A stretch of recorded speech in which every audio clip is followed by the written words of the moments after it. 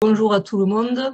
Je remercie déjà l'association de pouvoir me permettre de participer à ce séminaire. C'est une grande première pour moi, donc merci beaucoup. Donc je me présente, je m'appelle Karine Feletig et je suis sophrologue. J'interviens, comme vous avez pu l'entendre, sur les séances de l'ETP, sur la 3e séance avec Fanny et Sabine. Voilà, du coup, d'abord je vous présenterai qu'est-ce que la sophrologie. Donc la sophrologie, c'est une pratique psychocorporelle faite à base de respiration, de posture simple et d'imagerie mentale. Elle ne nécessite aucune condition physique.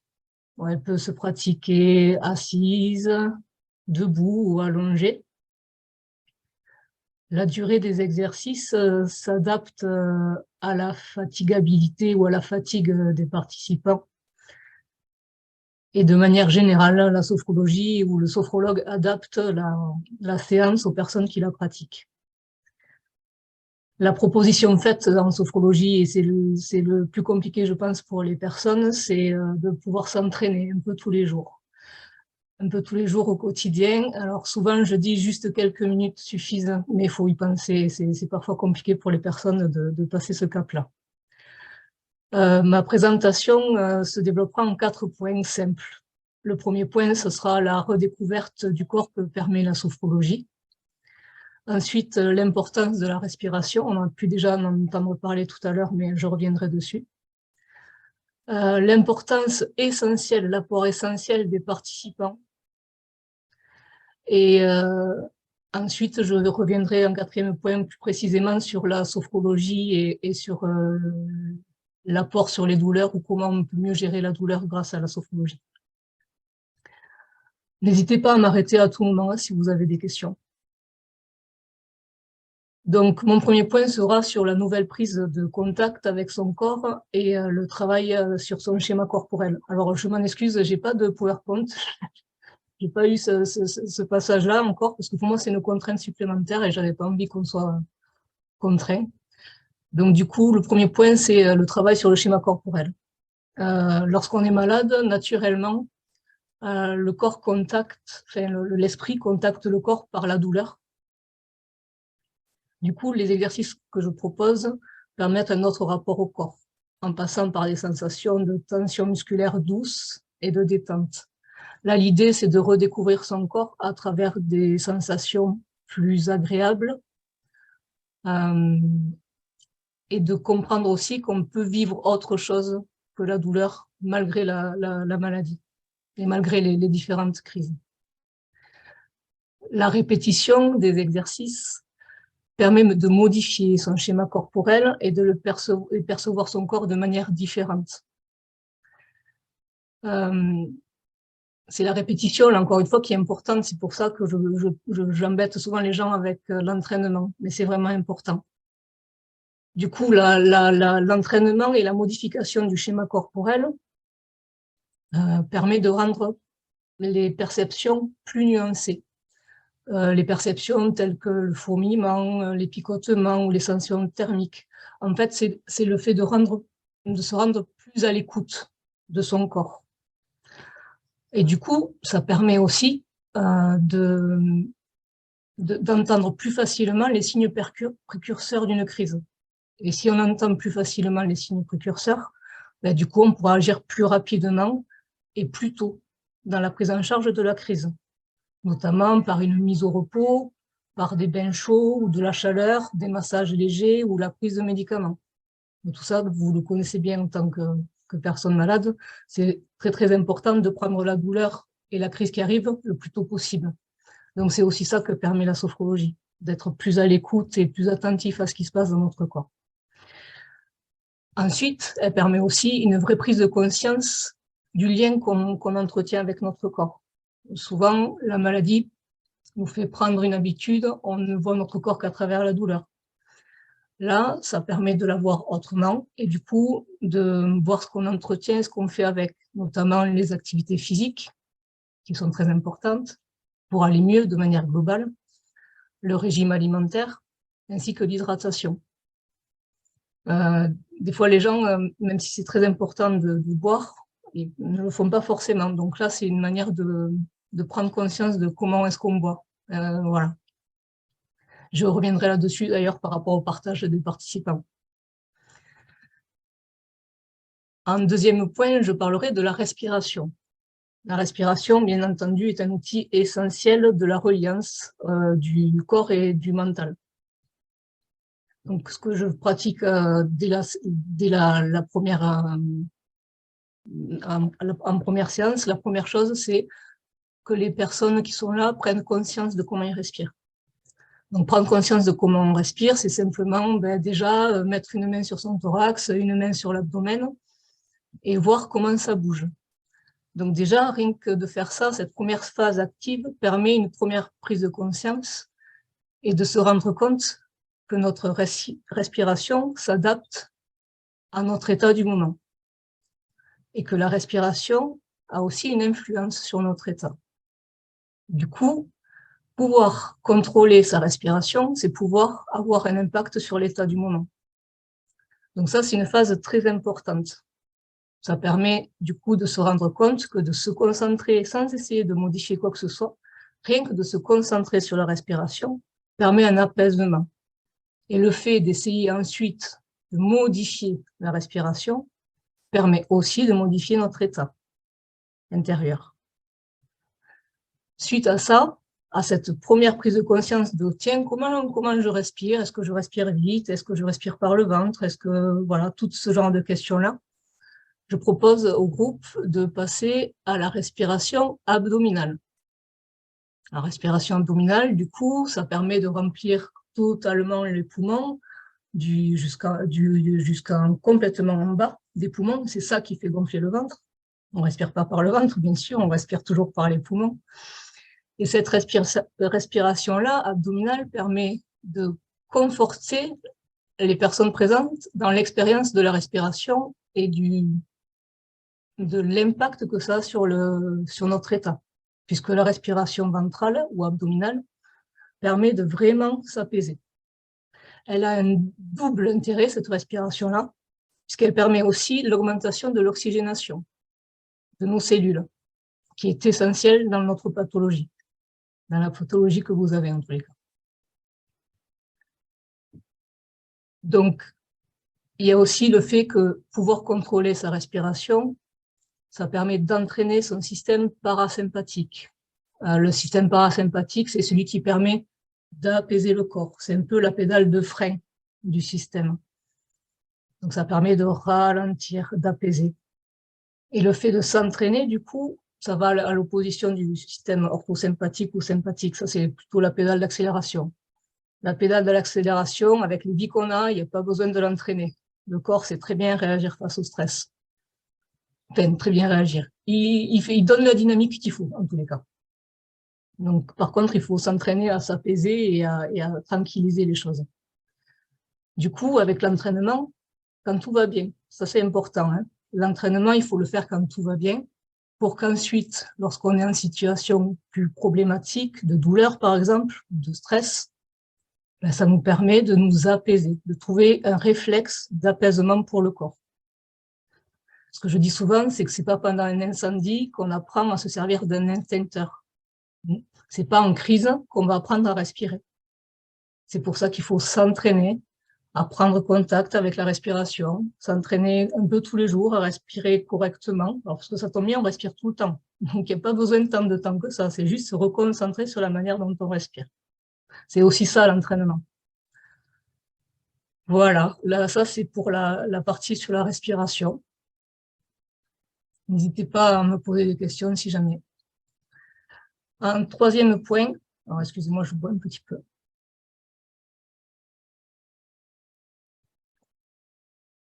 Un troisième point qui est un point essentiel, je pense, dans les séances que l'on fait avec le TP. Fanny et Sabine commencent souvent en disant en demandant aux participants comment est-ce qu'ils gèrent leur douleur. Et moi, du coup, en deuxième partie, sur la séance 3, j'aime bien revenir sur ça, vraiment mettre en avant et reprendre les propos qui ont été dits pour que chacun puisse s'exprimer sur son vécu de la maladie. J'aime bien leur proposer différents points. Le rythme des crises, l'expérience d'hospitalisation s'il y en a, les signes avant-coureurs, les liens éventuels avec des facteurs extérieurs, comme par exemple la nourriture, le stress, des événements particuliers ou un sommeil difficile. Et en fait, et les solutions, bien entendu, les solutions sont déjà évoquées avec Fanny et Sabine, mais là, on accentue un peu plus dessus, on les répète, et cela permet, en plus de partager le vécu de chacun, cela permet de se rendre compte que chacun a une perception différente de la douleur, mais aussi des solutions évoquées.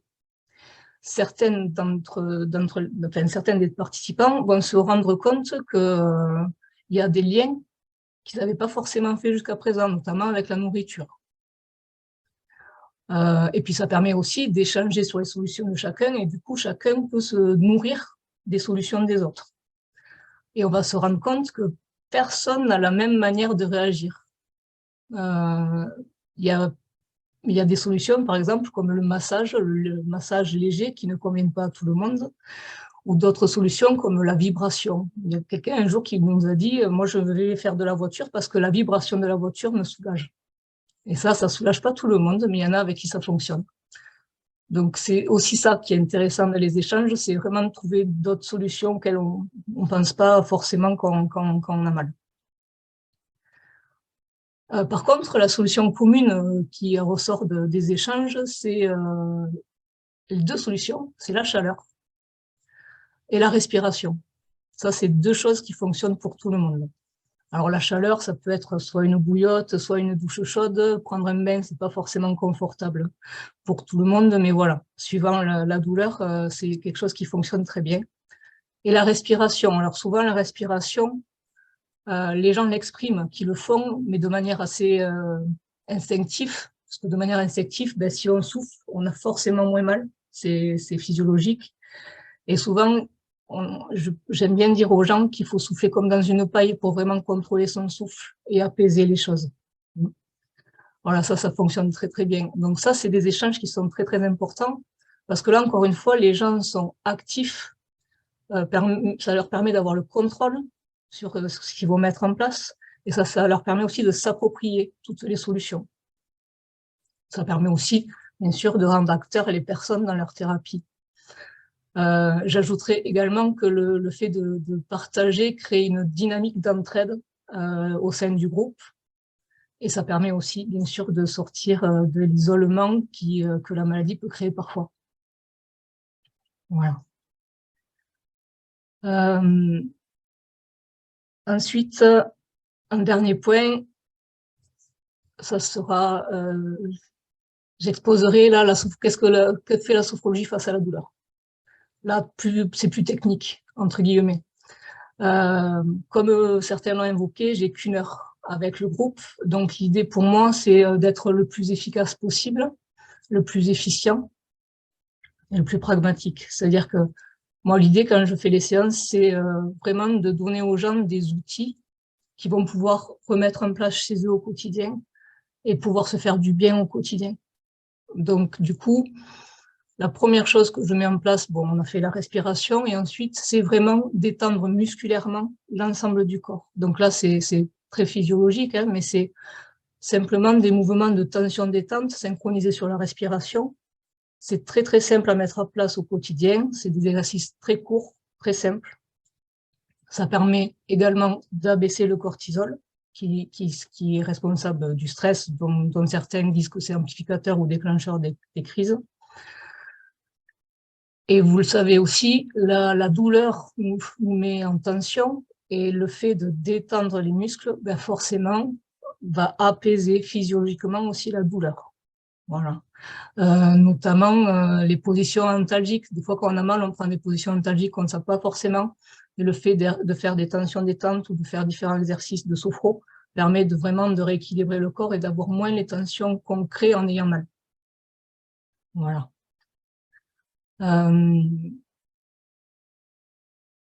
J'en reparlerai après ça, mais voilà. La défocalisation, ça c'est la deuxième technique qu'on utilise en sophro. Donc la première technique très simple que moi j'ai choisie pour être efficace, c'est la relaxation musculaire, et la deuxième c'est la défocalisation. La défocalisation, c'est simplement, et vous le savez peut-être pour avoir vécu, ben, quand on a mal, des fois, si on arrive à penser à autre chose, à être concentré sur autre chose, notamment de la musique ou encore une autre sensation, ben, ça permet d'abaisser la douleur. Donc, une des étapes de la séance, c'est de se construire une image ressource. Une image ressource, c'est un lieu dans lequel on se sent bien, dans lequel on est protégé, et on crée également un geste signal. Là, tout simplement, l'objectif, c'est assez simple, c'est d'associer l'état de détente dans lequel vont être les personnes avec un déclencheur. Donc, le déclencheur, ça va être l'image ressource ou le geste signal. Bien entendu, avant ça, j'ai pas été très claire, mais avant ça, on fait ce qu'on appelle une lecture du corps pour être en état de détente profond et ensuite d'associer du coup l'image et le geste. L'image, l'idée proposée, c'est vraiment de la vivre à travers les 5 sens. Ça permet en fait de donner une tangibilité à cette image qui devient réelle du coup pour le cerveau. Donc là, il y a une double fonction. La première fonction, c'est d'avoir cette image qui va être attachée à un état de détente, du coup déclencher cet état de détente lorsqu'on en aura besoin dans la vie de tous les jours, au quotidien. Il suffira de faire venir cette image ou de faire notre geste signal pour retrouver cet état de détente. Et le deuxième côté pratique de ça, c'est simplement de défocaliser en fait. C'est-à-dire que quand on va être en douleur, si on pense à l'image ressource, du coup, c'est un endroit agréable, donc du coup, on défocalise, on amène le cerveau ailleurs, qui permet de se réfugier dans un autre endroit. Voilà, et de plus être en douleur et de faire partir le cerveau quelque part où c'est mieux. Voilà, ça c'est l'idée de l'image, de la construction de l'image ressource. Ensuite, on le fait des fois, mais on l'a pas fait à toutes les séances. Il est aussi possible de se focaliser sur un endroit du corps qui n'est pas douloureux. Alors là, ça peut être, quand on est en crise, on s'en rend pas forcément compte, mais il y a au moins un endroit qui n'est pas douloureux. Même s'il est tout petit, c'est important de savoir qu'il y a cet endroit-là qui existe pour, encore une fois, tout comme l'image de ressources, pouvoir se focaliser dessus et se réfugier à l'intérieur de cet endroit qui n'est pas douloureux. Donc, ça peut être tous les endroits que vous voulez, vous. Voilà, mais du moment que c'est pas douloureux, vous pouvez y aller. Alors, y aller comment? Simplement en se concentrant et en portant l'attention vers cet endroit-là. Et tout ça, vous pourrez le faire en vous entraînant, simplement. Votre corps, vous l'avez tous les jours avec vous, la respiration, vous l'avez tout le temps avec vous.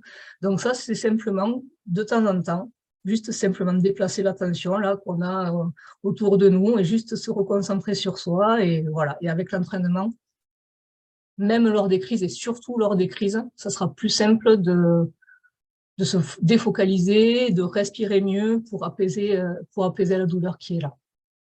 Voilà. Ensuite, il y a une autre technique qui existe en sophro que je peux pas trop utiliser avec le TP parce que là, il faut un peu d'entraînement, sinon ça va à l'encontre de l'objectif. C'est la focalisation. Là, l'idée de cette technique, c'est de se focaliser sur la douleur. Se focaliser sur la douleur, sur la zone douloureuse ou sur les zones douloureuses. Et d'essayer d'en sentir la forme, les contours, la texture, d'y associer peut-être une image qui nous parle, d'y associer une couleur. Tout ça dans le but derrière de modifier l'image, la couleur, la forme, la texture. Je prends un exemple. Une fois, un enfant m'a dit ma douleur, elle est en comme ça, elle est en triangle, elle a des pointes. Du coup, ok, qu'est-ce que tu pourrais faire de ce triangle avec des pointes? Je pourrais peut-être faire un rond avec. Et du coup, le fait de modifier la forme qu'on associe à notre douleur, ça permet aussi de modifier la perception qu'on a de notre douleur. Et ça permet de contrôler, au final, la perception de la douleur. Alors ça, malheureusement, encore une fois, je le fais. Je crois qu'une seule fois, ça a été abordé en ETP parce que quelqu'un me disait que ouais, ma douleur, c'était comme ça, et du coup, on a pu aborder. Et voilà, mais c'est dommage parce que c'est une technique très, très intéressante. Mais encore une fois, il vaut mieux la faire quand on est un peu solide et qu'on a déjà cette habitude de travailler sur la défocalisation, la focalisation. Voilà. Sinon ben forcément, on augmente la perception de la douleur si juste on se focalise sans trop avoir l'entraînement derrière. Voilà, je pense avoir fait le tour. Donc, en conclusion, je dirais que la sophrologie n'empêche pas l'apparition des crises. Donc, c'est pas fait, on ne peut pas tout arrêter. Mais par contre, ça peut retarder les crises. Ça permet une meilleure anticipation et une autre perception de la douleur. Ça, c'est une certitude.